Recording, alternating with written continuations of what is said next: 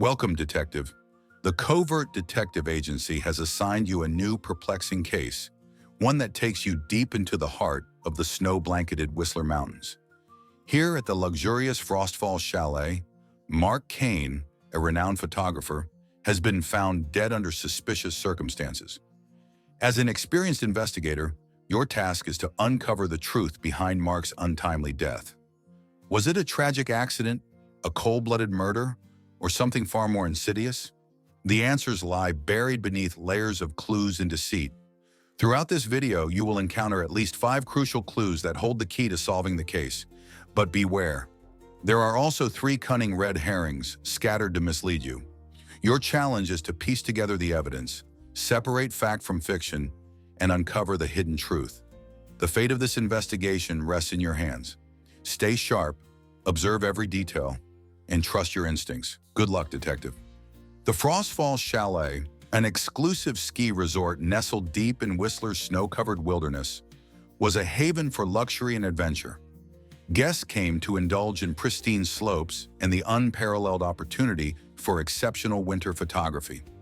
Among them was Archer Blake, a private investigator who had come to unwind on the slopes and capture the winter beauty through his own lens. But the serenity shattered when Mark Kane, a renowned nature photographer, was found dead in his cabin, slumped by the hearth. The camera he cherished lay broken beside him, and a faint, acrid scent of smoke lingered in the air. The snowstorm that enveloped the resort sealed everyone in, and Blake, with his sharp blue eyes and calm demeanor, was drawn into the mystery. Observing the group of uneasy guests, he quickly sensed that someone among them was hiding the truth. Blake started with Mark's cabin, scanning the scene with practiced precision. Amid the shattered camera, he retrieved a memory card. The final photo was haunting, a blurred figure in the snow, clutching what might have been a weapon. However, Blake noted the angle of the shot. It couldn't have been taken from Mark's camera. Instead, it seemed to have been captured by an outdoor motion-activated camera, likely one of Mark's, placed to document wildlife or the scenery around the chalet. This realization opened new questions. Who triggered the camera, and why was the figure carrying what appeared to be the missing tripod? Near the fireplace, Blake found a half-burned photograph, its edges singed. The fragment revealed a silhouette that matched the figure in the last image. Someone had tried to destroy it. Outside, footprints led into the forest but vanished abruptly, as though swept away by the storm. Kneeling beside the trail, Blake muttered, "Why did you run?" The snow was fresh, yet the abrupt end to the tracks left a troubling question. Returning inside, he overheard an argument in the dining area. "He said I'd never succeed without him." A woman's voice cracked with anger before she stormed off. Her companion's attempt to calm her only raised more questions. Blake approached him. "Trouble?" he asked. The man hesitated before replying. "Mark wasn't easy to work with. He pushed people too far." Later, Blake found Marcus Steele, the resort's owner, fidgeting nervously. "Mark was poking around," Marcus said defensively, "looking for dirt, stirring up trouble. Maybe he found something he shouldn't have." His vague answers did little to allay suspicion. As Blake pressed, Marcus admitted that Mark had been investigating rumored environmental violations at the resort. Violations that, if exposed, could have shut it down. Blake's attention turned to Olivia Ward, sitting by the window with her arms crossed. When he approached, she flinched. "You and Mark had history," he said gently. Her expression hardened. "That's over. He used me, like he used everyone." Her trembling hands told a different story. Blake later learned from other guests that Olivia had been Mark's partner on a prior photography expedition. She accused him of taking credit for her work and sabotaging her career when she tried to expose the truth. The woman from the earlier argument was Sophia Lennox, an up-and-coming photographer. Blake found her pacing in the lounge, still fuming. "He stole my idea," she blurted when Blake confronted her. "I pitched an entire concept for a gallery exhibit, and he shot it without me, passed it off as his own, and he didn't even apologize." She paused, her voice trembling with rage. "He told me I wasn't ready for the big leagues." The missing tripod was another mystery. Essential to Mark's work, it was nowhere to be found. Its absence gnawed at Blake. Could it have been the weapon? An open safe in Mark's room deepened the puzzle. Its untouched contents, cash, and a signed contract ruled out robbery. A crumpled letter in the trash warned Mark to leave the chalet. The handwriting was unfamiliar, raising the question, who sent it? By nightfall, Blake had pieced together a tangled web of motives and clues. Marcus had a desperate need to protect his resort's reputation. Olivia had a shattered career and years of resentment. Sophia was brimming with rage over stolen ideas and broken dreams. Each had reason to want Mark gone. Gathering the guests in the lounge, Blake addressed them. The room was silent except for the crackling fire. Blake stood tall, his piercing gaze sweeping across the room. We're snowed in, and yet there's been a murder. Mark Kane wasn't just the victim of a crime. He was a threat to someone here, someone who feared what he would uncover. Now that you've watched the video, you've encountered multiple clues and red herrings. But have you solved the mystery? If you need a final hint, don't worry. We've hidden one last crucial clue inside the song that's about to play. Listen closely to the lyrics, as they might hold the key to unlocking the truth. Are you ready to uncover the final piece of the puzzle?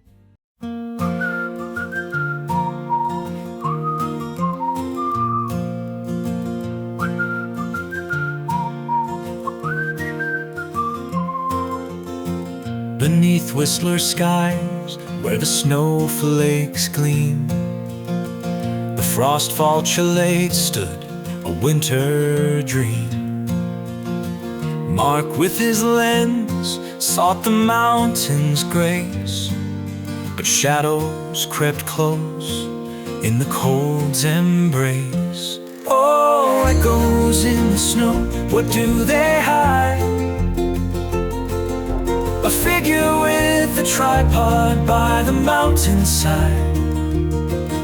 The camera caught a truth so bold. In the heart of the storm, a mystery unfolds. Sophia cried out, her ideas were gone. Mark had stolen her work, left her dreams undone. Olivia stared through the frosty pane. Her trembling hands held a story of pain. Oh, echoes in the snow, what do they hide? A figure with a tripod by the mountainside. The camera caught a truth so bold. In the heart of the storm, a mystery unfolds.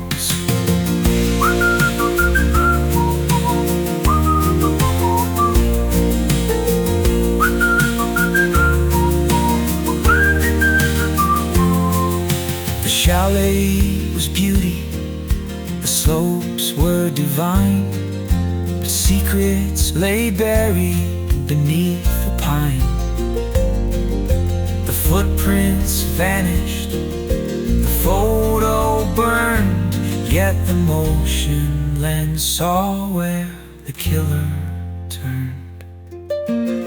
Marcus with guilt, his empire at stake, feared Mark's work would expose the fake. The forest whispered what no one could see, a silhouette caught its silent plea.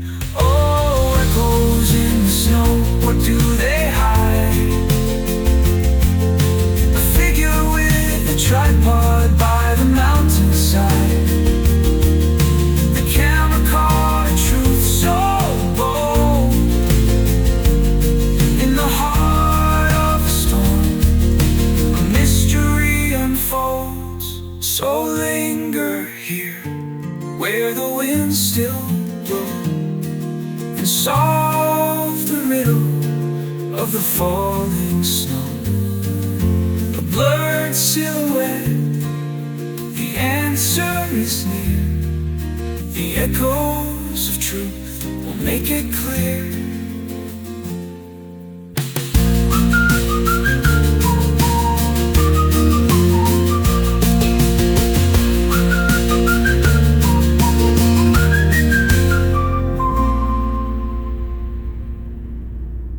The clues for the photographer's last shot. The first clue, the final photo from the motion-activated camera. Why it's a clue, the motion-activated camera captured an image of a figure in the snow holding the missing tripod, which was the murder weapon.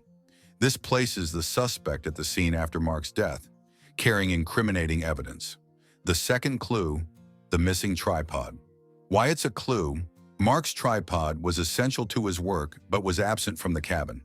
Its disappearance, combined with its weight and sturdiness, indicates it was used as the weapon to kill him. The third clue, the burned photograph. Why it's a clue, found partially destroyed in Mark's fireplace, the photograph matched the silhouette of the figure in the final photo. The attempt to destroy it suggests someone was trying to eliminate evidence linking them to the crime. The fourth clue, the environmental investigation. Why it's a clue, Mark's work to expose Marcus Steele's environmental violations at the resort was a strong motive. Marcus stood to lose everything if the investigation went public, making him the most desperate among the suspects. The fifth clue, the vanishing footprints. Why it's a clue, the footprints leading into the forest suggested someone fleeing the scene, potentially to dispose of the tripod. The abrupt end to the trail implies deliberate efforts to mislead or obscure their movements. The red herrings for the photographer's last shot. The first red herring is the open safe. Why it's a red herring? The safe was open, implying robbery, but the untouched cash and contract inside ruled out theft as a motive. This misled the investigation initially. The second red herring is the heated argument, Sophia Lennox. Why it's a red herring? Sophia's anger and the overheard argument with Mark made her seem like a prime suspect. However, her motive was professional frustration rather than a desperation to kill. The third red herring is the crumpled letter. Why it's a red herring? The letter warning Mark to leave the chalet added suspense but wasn't linked directly to the killer. Its unclear origin misdirected attention to an external threat. Who committed the murder and why? Marcus Steele, the resort owner, committed the murder. His motive was desperation. Mark Kane had uncovered environmental violations at the resort that could destroy Marcus's business if exposed. Marcus initially intended to scare Mark into dropping the investigation, but the confrontation escalated, and in a moment of panic, Marcus used Mark's tripod as a weapon to silence him permanently. The final clue, the motion-activated photo showing Marcus with the tripod, revealed his connection to the crime and his attempts to cover it up. He held up a small projector connected to the recovered memory card. A grainy image of the blurred figure appeared on the lounge wall, the silhouette clutching what looked like a tripod. This image was taken by one of Mark's motion-activated cameras. It shows someone outside the chalet after Mark's death, carrying the missing tripod. He paused, letting the room absorb the gravity of his words. The tripod wasn't just missing, it was the murder weapon. Blake's gaze locked on Marcus Steele.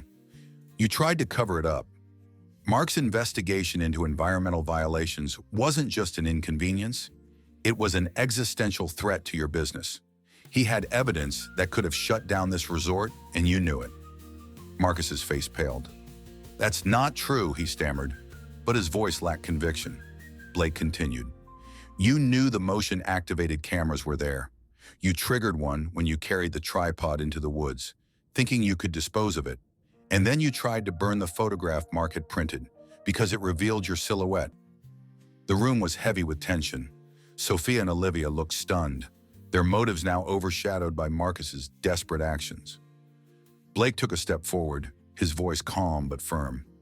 The camera captured you, Marcus, and the evidence Mark gathered is still out there, waiting for the authorities to retrieve it. Marcus collapsed into a chair, his head in his hands. I didn't mean to kill him, he muttered. It was supposed to be an argument, just to scare him. He wouldn't listen. Blake nodded solemnly. Mark wouldn't back down. That's why you silenced him. The storm outside raged on, but inside the lounge, the truth had finally come to light.